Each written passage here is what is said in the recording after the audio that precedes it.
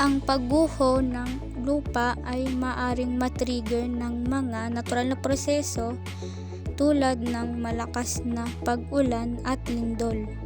Maaari rin silang matrigger at mapalala ng gawain ng mga tao. Deforestation ang kauna-unahang dahilan ng pagkakaroon ng landslide o pagguho ng lupa. Dahil dito, lahat ng dumadaloy na tubig galing sa ulan o saan ay siyang dahilan ng pagkakaroon ng landslide dahil wala nang sisip-sip sa tubig upang maiwasang magkaroon ng landslide o pagguguho ng lupa.